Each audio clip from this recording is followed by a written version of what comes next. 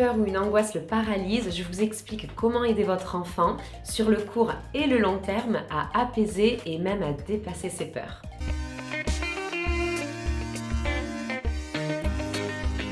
Tous les jeudis, avec mes élèves de CE1, nous allions faire du sport sur un grand terrain de foot. Il fallait donc sortir de l'école, il fallait marcher une petite dizaine de minutes pour se rendre dans cet espace.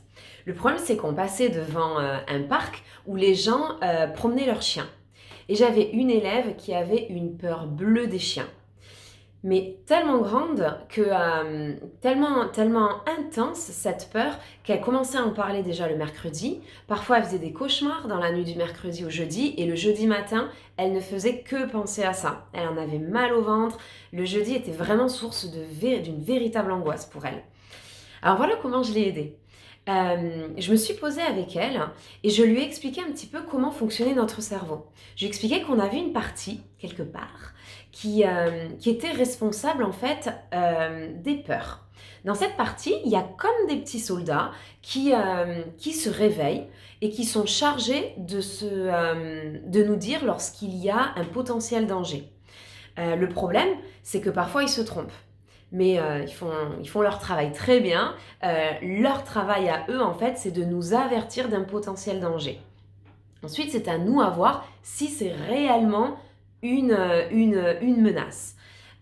Donc, dans son cas à elle, par exemple, je lui expliquais qu'il y avait un de ses soldats très très fort qui se réveillait et qui la mettait en garde. Donc je lui demandais de quoi il la mettait en garde. Je lui demandais de quoi elle avait peur. Et donc là, elle allait pouvoir exprimer un petit peu, j'ai peur qu'il me morde, j'ai peur qu'il m'attaque, j'ai peur qu'il me saute dessus.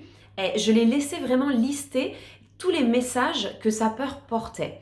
Une fois ceci exprimé, je lui expliquais en fait que son soldat faisait vraiment bien son travail.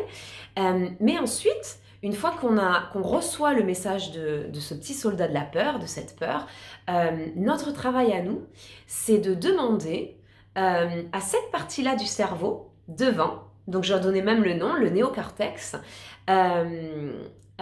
s'il y a une véritable menace. J'expliquais que dans cette partie-là, il y a comme des petits penseurs en fait. C'est la partie qui est responsable de réfléchir, de raisonner, de s'apaiser. Ce sont vraiment les petits penseurs qui sont ici et qui vont prendre le relais. Et notre travail, c'est d'aller les questionner, d'aller leur poser la question.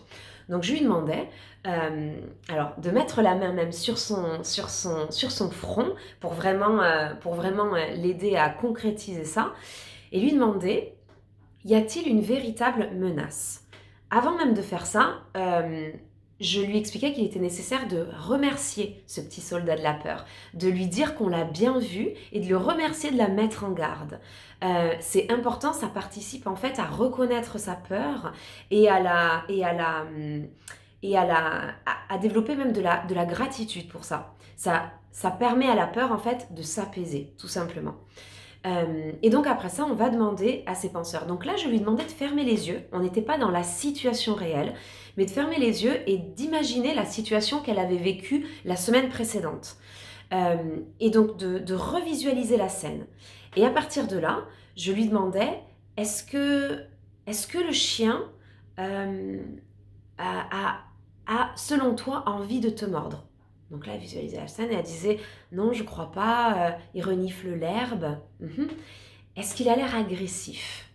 Et elle me disait: ben non, il va chercher des câlins auprès de son maître, il lui lèche la main. Est-ce que tu penses que c'est sécure de pouvoir marcher à côté pour qu'on puisse se rendre au terrain de foot? Et de là, elle disait elle-même: oui, je pense que oui. Je pense pas qu'il veuille m'attaquer. Et donc tout ça, c'était imaginaire. Lors de la séance, de la séance de sport, lorsqu'on s'est rendu au terrain de foot, je l'ai accompagnée, je suis vraiment restée près d'elle pour retourner via ce processus en fait. Je lui disais: regarde bien le chien, est-ce qu'il te semble dangereux? Est-ce qu'il a l'air menaçant? Est-ce que tu penses qu'il va te sauter dessus? Bah non, là le maître le tient en laisse et il le tient bien, donc non, il va pas me sauter dessus. Et petit à petit, cette petite fille, de manière graduelle, s'est détendue, à apprivoiser sa peur et la surpasser, la dépasser pour pouvoir se rendre au terrain de foot avec beaucoup plus de sérénité. Alors c'est quelque chose qui se fait graduellement et surtout avec un accompagnement bienveillant et sans aucun jugement. À aucun moment, il va falloir dire à l'enfant mais non, il n'y a pas besoin d'avoir peur, ou non, ne t'inquiète pas, ça sert à rien d'avoir peur ici, le chien ne te fera rien. Il faut vraiment que la démarche vienne de votre enfant. Il faut vraiment que ce soit lui qui fasse ce processus, ce cheminement pour arriver à la conclusion que là, tout de suite, c'est bon, c'est safe. Et je peux vous dire que cette petite Pucinette a retrouvé des nuits calmes le mercredi soir et a pu, de manière autonome, gérer cette peur, mais gérer également d'autres peurs. Parce que c'est quelque chose, c'est une méthode que j'ai appliquée pour d'autres peurs. La peur d'aller à la piscine, la peur du rejet, la peur d'aller jouer avec de nouveaux camarades. Ça s'applique absolument à tout. Et pour aller plus loin, si vous voulez aider votre enfant à exprimer ses émotions pour apprendre à mieux les gérer, n'hésitez pas à regarder la vidéo que j'ai faite sur le sujet et qui vous donnera des pistes très concrètes pour accompagner votre enfant dans ce sens-là. Je vous retrouve très vite.